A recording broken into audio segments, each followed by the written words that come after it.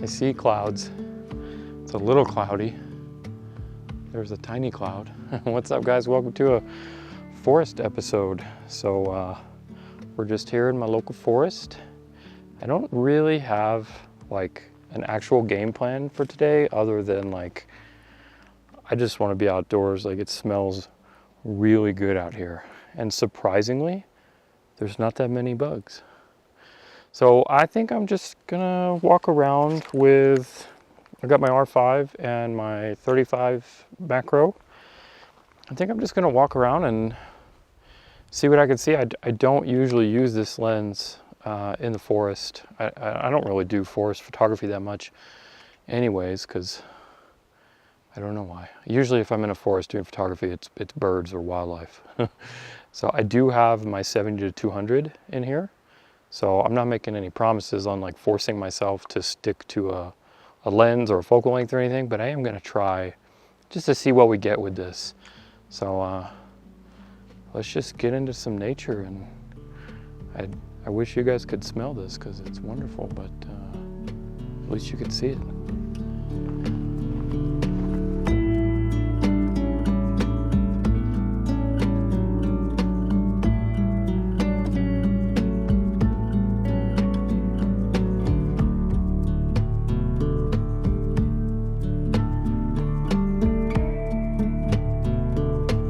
Wow, look at that.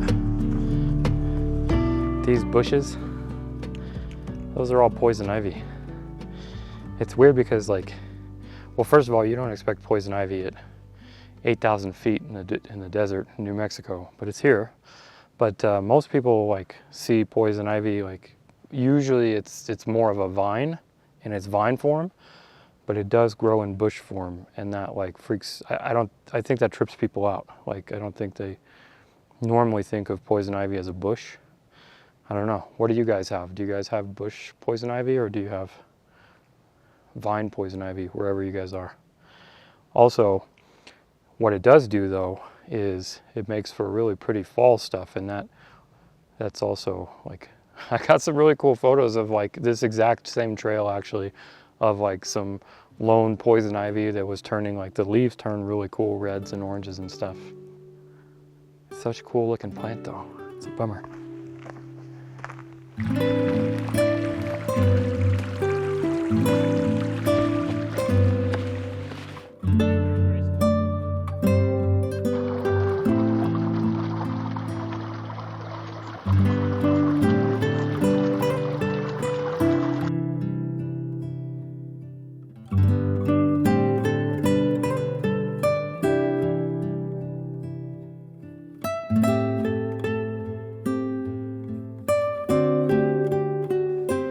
I hear a raptor over there. I found this little flower and it's got some buggies on it. So I'm gonna see if I can focus on it. The focusing is really not happy. This is where manual comes in handy. Oh, there it is. Crap.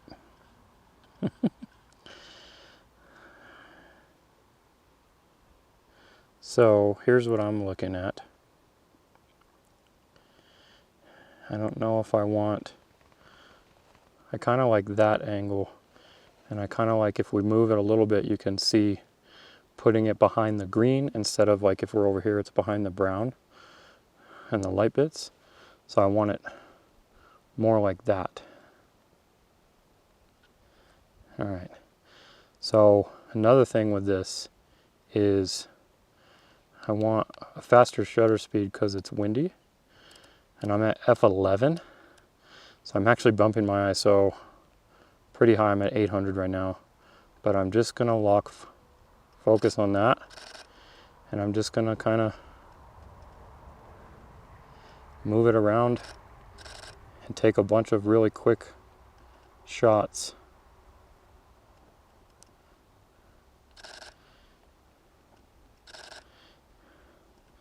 So look at the difference.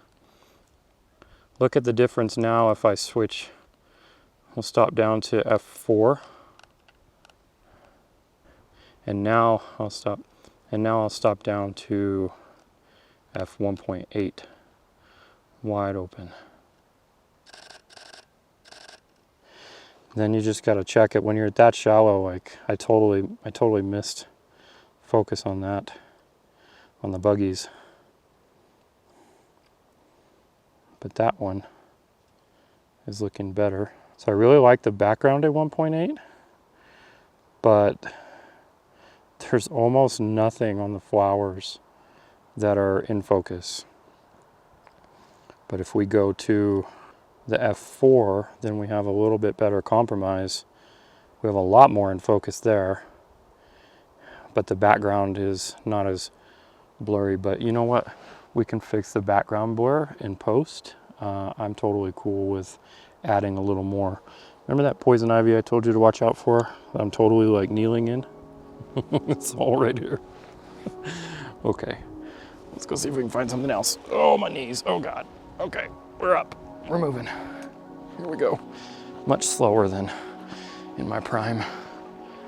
Oh.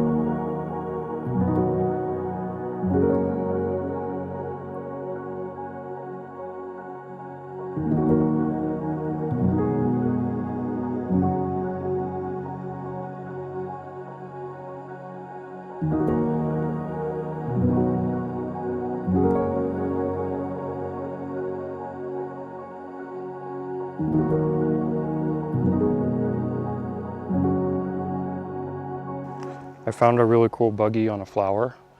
I kind of like that shot. Hopefully it turned out. But now, switching gears, I found this giant tree. So looky here. So this is what I'm looking at. And what I like is the shape of the tree. What I don't like is how busy all of these tree trunks and stuff are around it. So I want to just kind of move a little bit to where I can help isolate it. So I like something like that. I also like the foreground right there underneath it. I'm shooting wide open at 1.8. I just want to see if the background, if the shallow depth of field can help isolate it a little bit. And also this is going to need a lot of help in post. There's definitely no cool light going on right now, but we could do something. I like to, when I'm editing my photos, I like to do, especially when I do the forest stuff, I really like on the magical side, majestical, fantastical side. So personally, I'm not opposed to adding some elements like light or fog or something that may or may not have been there, because for me it's more, at that point it's more art, but that's semantics, that's subjective. Let's see what else we can find. I really like the shape of this tree. It would probably do better for me walking around, taking some more time, but I want to keep going, so we'll see. Let's see what else we find.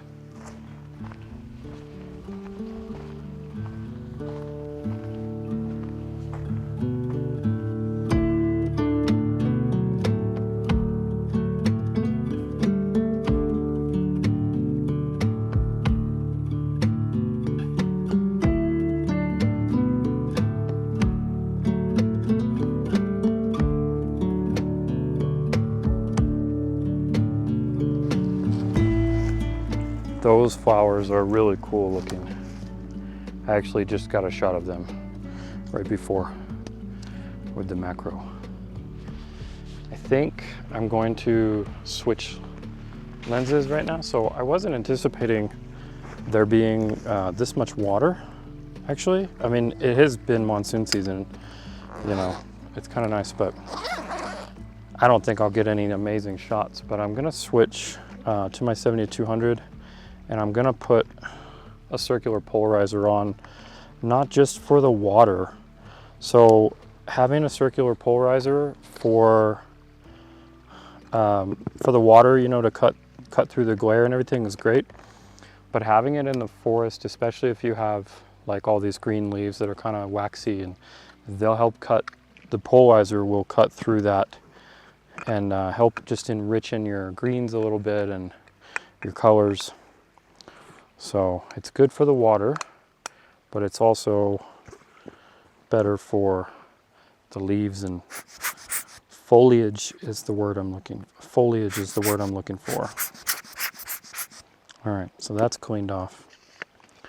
I don't really guess I don't need a lens hood, but I'm gonna grab a filter. I'm also gonna take this opportunity to go ahead and end the video here. Camera lady has informed me that the R6 is in fact overheating. And it hasn't happened too much, but I'm slightly annoyed that it's happening right now. It's not too hot.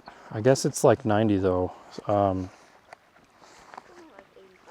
Yeah, it's not too hot in the shade. Brittany said it's like 85. I'm a little flustered that it's overheating. So she's been filming in 4K 60, like, and like slow motion for all the B-roll that you guys have been seeing. So that's probably why. But still, like, I'm frustrated with that. I'm gonna buy an R3 so that doesn't happen anymore, because I'm sick of this crap. All right, well, I'm gonna switch my filters and play around in the forest a little more. And you know what? Hey, let's jump back into the studio, and I'm gonna edit one or two of these photos and just show you what I was talking about earlier when I said how I like my forest photos to look. Maybe that'll be cool. So I'll see you in a second inside after we get some food and some tea.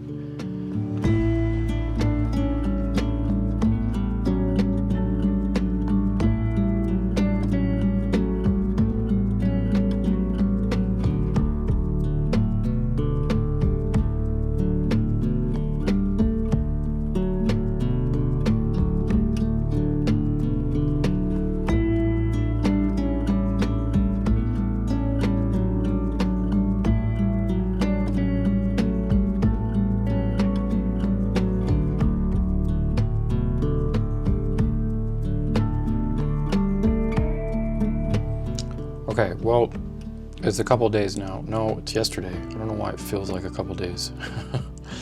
But I edited the images last night, and then I let them sit and came back to them. It's now this morning, the next morning, and I actually don't really like them that much.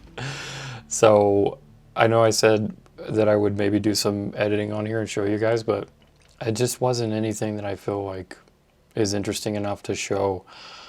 Some of the macro stuff came out okay, you know, the pseudo macro stuff, because the 35 isn't, like, even though it says macro on it, you know, it's not a full like one-to-one traditional macro lens, you know, not like the 100 macro or something. And I wasn't planning on doing macro specifically, so I didn't bring a macro lens.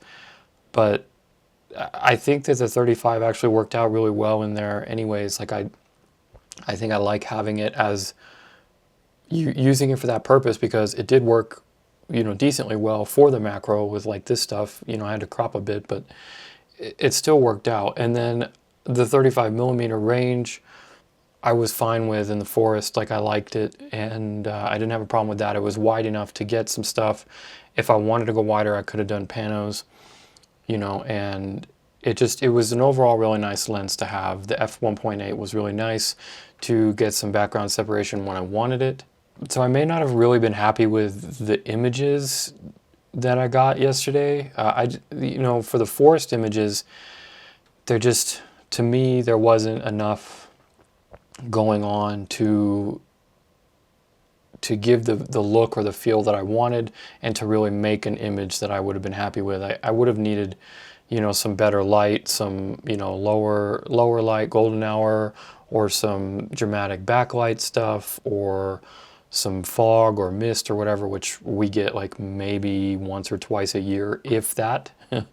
So that's super rare for us here in Southwest New Mexico. But, you know, barring that kind of stuff, it was just, in terms of photography, and the fact that I didn't bring a long lens, so I couldn't bird. And if I would have been able to switch to a long lens and been able to just go birding, then, you know, photographically speaking, maybe something better to me would have happened. But, You know, that's not why I went out there yesterday, and that's why I'm still going to put out the video today, just because I think it makes for a nice actual video, and I personally enjoy watching that kind of stuff and being in the forest, and I had a great time out there, and I think that's all that matters. The photography was fun. It was fun taking the images, even though after editing them, I'm not really like wowed by any of them.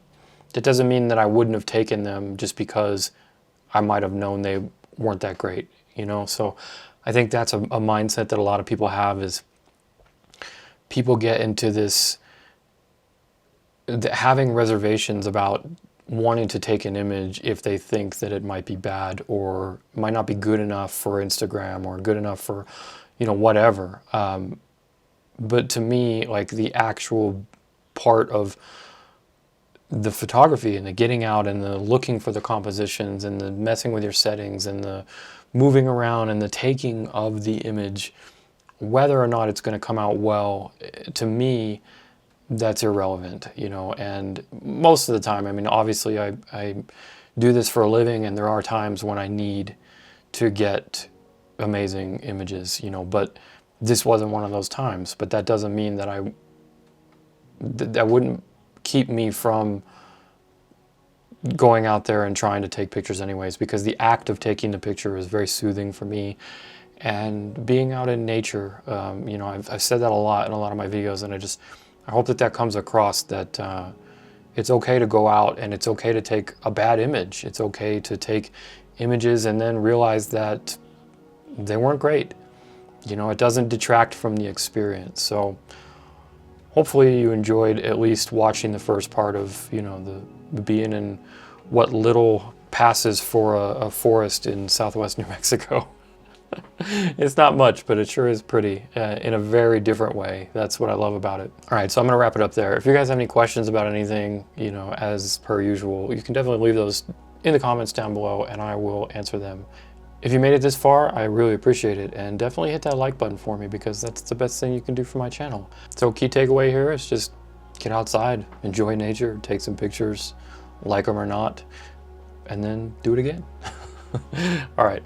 I have to, wow, it is much later than I thought it was. Okay, I got a lot to do, so I'm gonna finish editing this video and have tea time, and then I will see you in the next episode.